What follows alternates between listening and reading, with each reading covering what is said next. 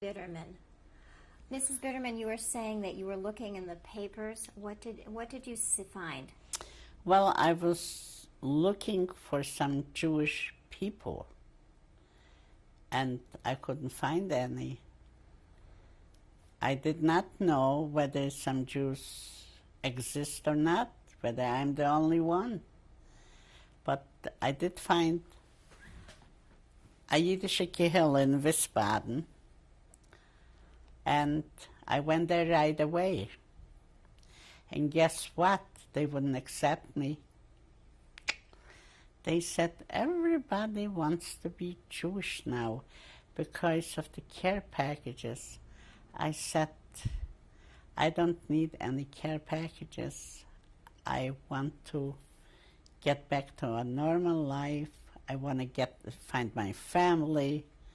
I want to get back basically to a normal life.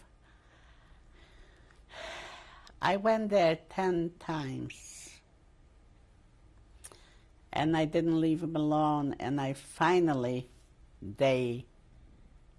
asked for a chaplain, a Jewish chaplain. A Jewish chaplain is a rabbi, a military rabbi that speaks Polish.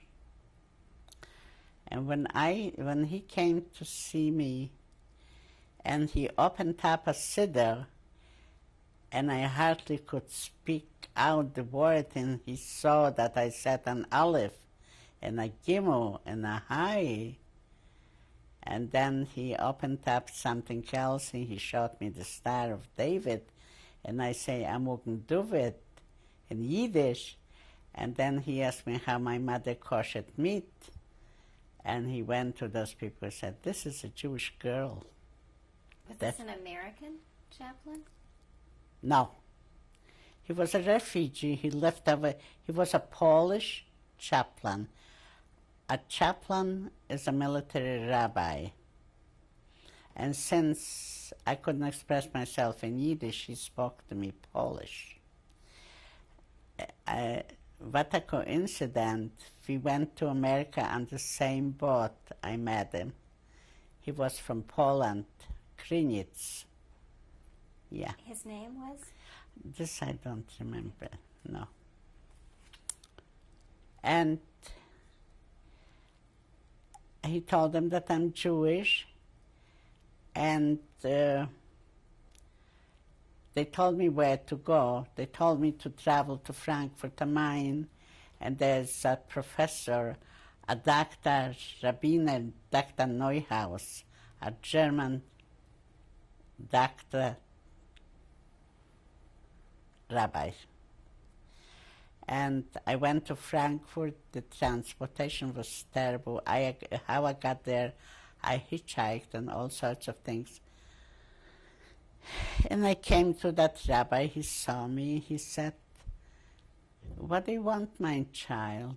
I said, Dr. Rabbi, I said, I came to you because I want to get my name back.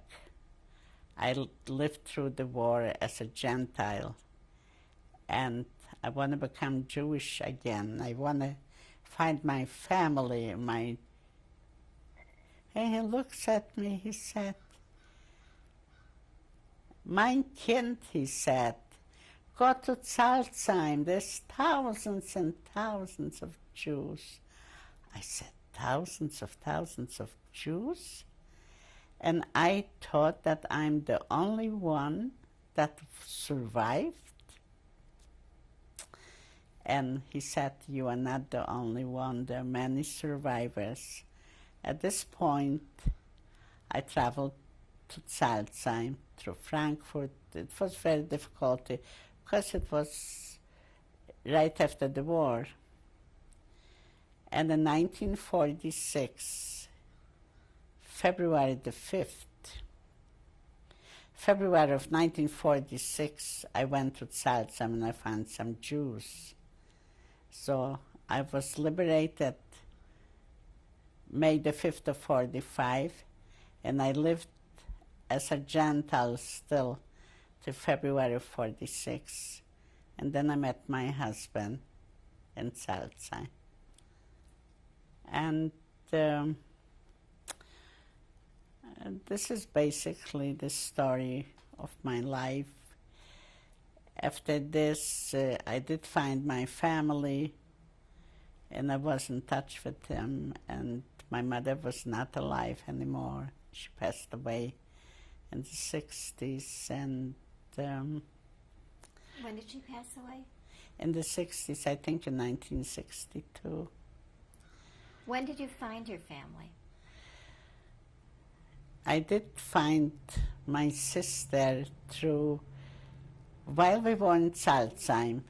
We did not get married right away because I have to first find out about my first husband if he's alive. You know how the Jewish law says, if you have one husband, you don't get married. You have to. Meanwhile, I was traveling from Frau Fuchs from Germany to Salzheim, and I was commuting, and I was commuting at this time, and finally the Rabbi Jacob Rosenblatt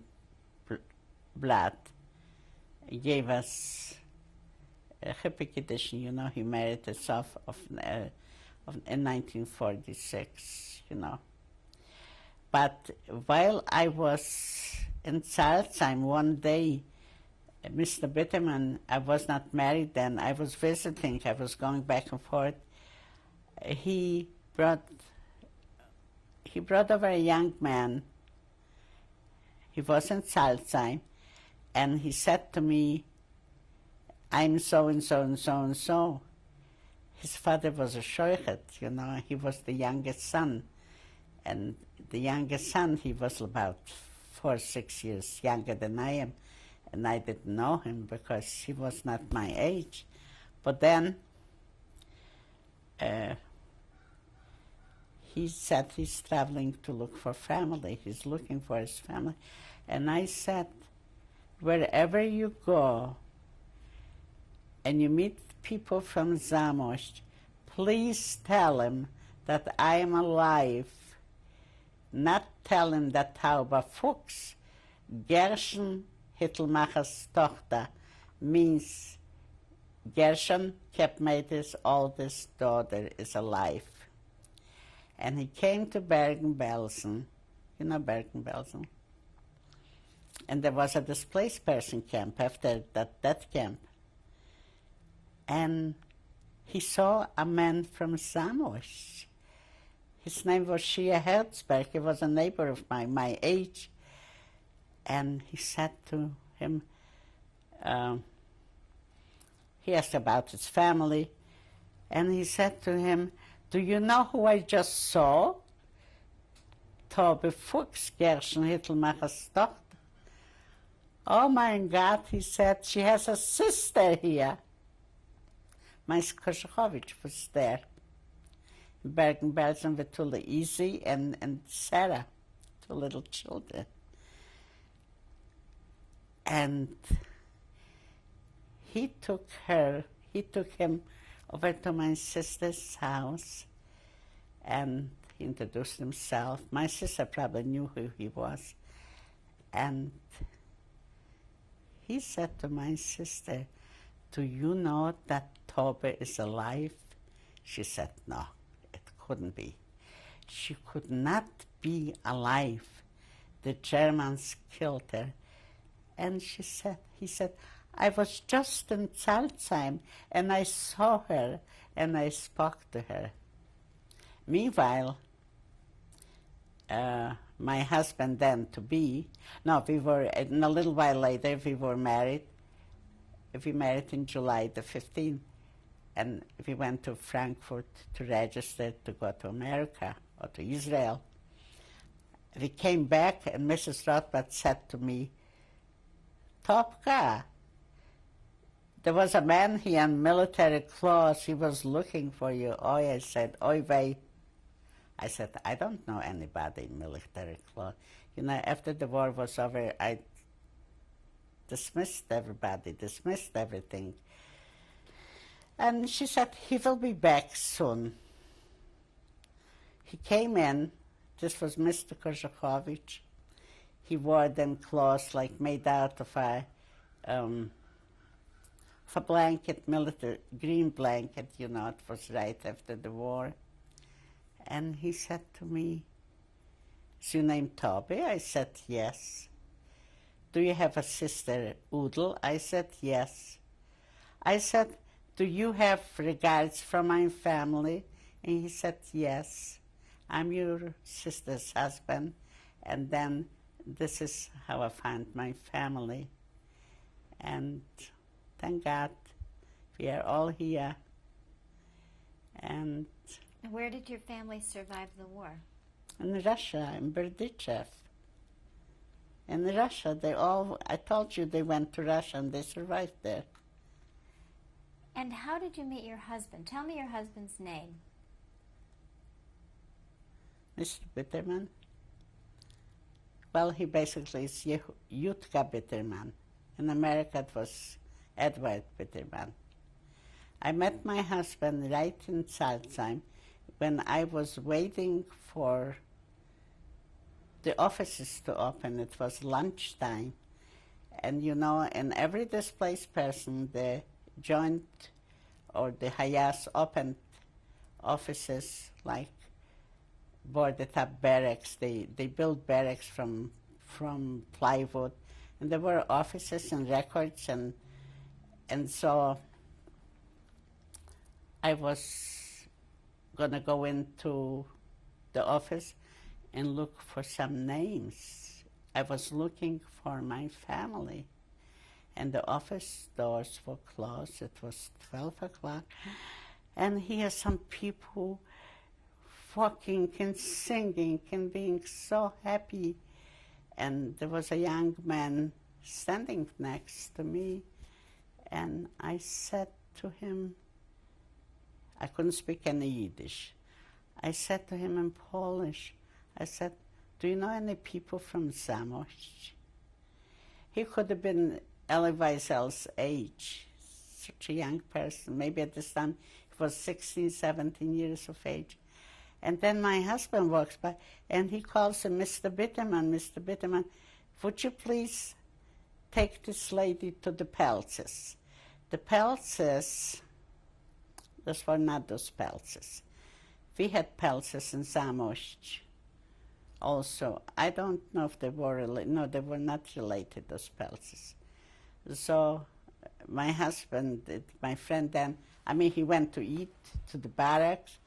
And then he asked me, after he ate, he asked me if I would like to eat. And he gave me some food in the same dish, you know. And he took me to that family pals, and I knew who they were. I knew their nephews and nieces. And this is how I met my husband. And the reason he told me that he has a sister in Zamosc, and I knew his sister very well. And she was married to a prominent businessman in Zamosc. They had a dry goods store. My father used to send me for some, things for the caps, and I met her. Her name was Malka. Did she survive? No. And people like the Trucks, wealthy people didn't leave Zamosc. They didn't figure that, they didn't think about it. That's a deadly situation, you know. All the wealthy people didn't leave. And what was her last name, his sister? Truk. T-R-U, I think K. And so, you know, in Europe, you have to know who you're marrying and who the person is. See, in America, everything is okay, but in Europe was a little bit of fiches, you know. You have to know who you were. And so I met Mr. Biterman, and basically we had a nice life together. We had a very hard life together. He told me that his son was shot in front of his eyes in the Hrubieszów ghetto. Yeah, he had Uh, Sometimes I was thinking how painful it must be to start a new family. You lose one family, start a new family, and you have to pretend that everything is okay, you know. He was a very nice man, my husband. He was a good father. He had a very tough life, very tough. And he in America too. Nothing went smoothly here, neither. So you got married when? In 1946, July the 15th. And how old were you at that time? I was 1918 to 1946, 18, 20, like 28 years, I guess. And how old was Mr. Biterman? He was 1904. He was 12 years. 1904 and 1918, so. And what was life like for you in Salzheim after you got married? Well, after we got married, you know, we lived in that one room, and my husband speculated a little bit like all the others. With hart and weiche, you know, they lose, they get. It wasn't a normal life, you know, but we were waiting to emigrate, and it took us 2 years to get through all the things that we had to get through, and we emigrated to the United States. Thank God. Did you ever think about going to Palestine?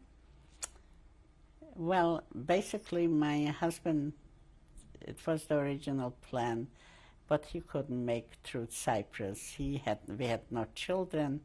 No, he couldn't do this. He could not do this. My husband has a cousin in Israel, a second cousin. His father and the cousin's grandmother were sisters and brother. He's a real patriot. He would never leave Israel. He walked out from his house, and the Nazis came in one door, and he walked out the other door. They came for him. So, What's his name? Drury Finger, you know. And he's still there? Yeah, my grandson is into that genealogy, and I can only tell him what I know about his Zetas. He's very interested in the Zetas roots, and he wrote a letter to Drury Finger to tell him more about the extended family, and he wrote him back in Hebrew. How can my grandson read Hebrew? So called Isaac Hershakovich, and they made him the letter, and he did translated the letter, so he tells him all about the extended family. I said to Joel, better take Aaron soon to Israel so he can meet the only fourth cousin of his father's, you know. When did you find out what happened to the other Jews, the horrors that had occurred? When, after I got involved, after I came to Salzheim, and after my husband told me and everything else, I did not know anything that Hauptmann, and I knew only about Dachau. How do I know about Dachau? While I was with them, he had a mistress, Clara. She was from Georgia, beautiful, dark-complected woman. The Hauptmann, his brother from Russia. And she had a little boy, and he went away on duty. And he probably told someone to watch her, and she went and committed adultery. And the Hauptmann sent her back to Dachau with the boy right away. That's why I knew there was a Dachau. And she was not Jewish? No, she went away with him. She was his mistress. No, with a little boy. And she committed adultery while he was away. He sent her away. So this is why I knew about Dachau. My husband was liberated in Dachau. And when did you come to the United States? February the 5th, 1948. And how was that for you, being in the United States? I love the United States. It's the most wonderful country on earth. You have great opportunities, and you are free.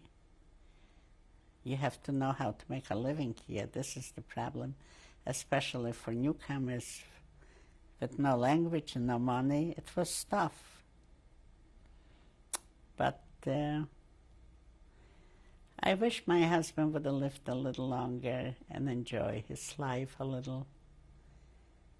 Marry off his children, live to have a grandchild. What happened to your husband? Well, my husband was ailing, had a heart ailment. He had congested heart failure, and nothing they could do for him. When he had the first heart attack, there was no open heart surgery. When he has the second, there was, but his heart was damaged. And Dr. Zajcik was his doctor. He used to tell me, Mrs. Biterman, if I could give your husband a new heart, I would give it to him. What did you do when you first came to the United States, you and your husband? Well, Go ahead. What did you do when you first came? we came to New York, and we couldn't make a living there, so they sent us to Milwaukee. And my husband was working for Lance and Smith, Cabinet, all the Greenies were working there.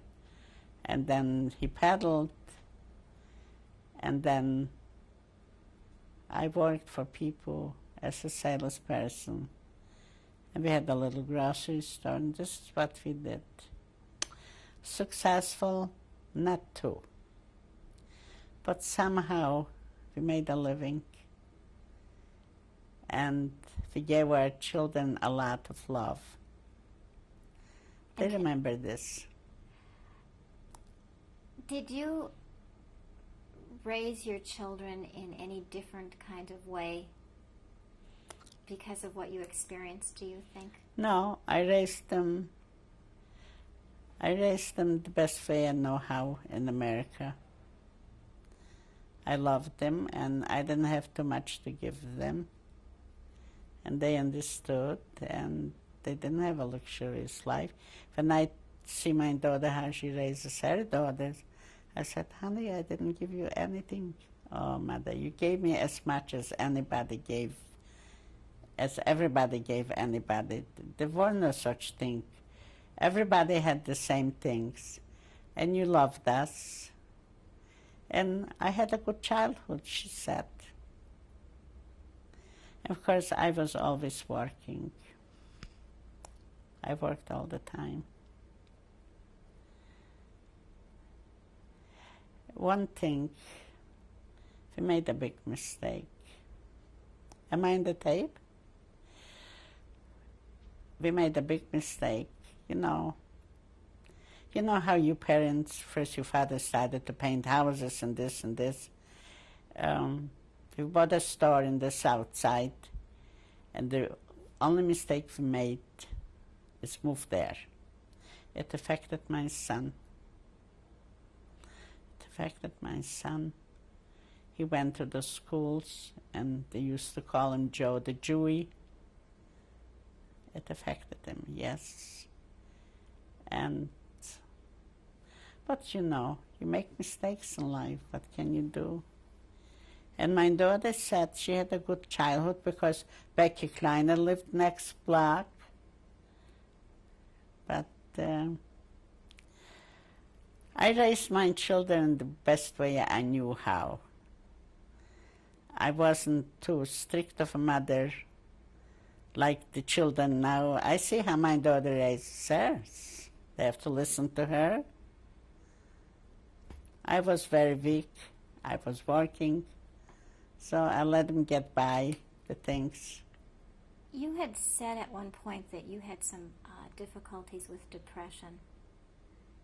Do you? Yes, I suffered a lot of years from depression because of what I went through, because I suppressed my fear for all those years. But I'm fine now. Yeah, I'm fine now. But yes. But you would attribute that to your experiences. Oh, absolutely. And now that 50 years have gone by, is there any message or thought that you would like to leave or share? Well, never, ever deny that you are a Jew. This is the worst thing you could do to yourself and to the Jewish people. Never be afraid to say that I am a Jew and stand up for your right, because we suffered for it. And never let your children intermarry, because this affects my life. This affects my life. The children should know where they come from, where their parents came from, what they went through. I don't hate other faiths or other religions. I respect that, but it's a lot of difficulties when people intermarry to raise a family. And besides, we don't have so many Jews. If not for the religious Jews, we wouldn't have any Jews at all. So my message is, never deny that you're Jewish, and don't let your children intermarry to other faiths, because this is a disaster. And you've had experience with that? I had experience. Well, everybody can make a mistake, but Joel's wife was a very nice woman, and Joel's wife was pro-Judaism, and Joel's Candy, she raised her son Jewish, and I'm in the best of her. We are very good friends, and she inspires Aaron to Judaism. But there were other reasons why they did stay together. I wished they would stay together for the sake of Aaron. But Aaron is happy. He has two wonderful parents that care for him. And Joel's Francine is very nice to Aaron. She loves him. And Candy is very nice to Aaron. And her parents, the whole family, we are like one family. Aaron was bar mitzvah, and they were all there celebrating. Tell me about your children. Tell me when they were born and what they're doing. Well, Joel was born on Father's Day, June 19 of 1949. I remember my husband worked at this time at the railroad. He worked in a foundry. Can you imagine a Jewish man working in a foundry? And he had such a bad job. And Joe was born after 12 midnight on Father's Day. And as soon as he was born, they changed his job.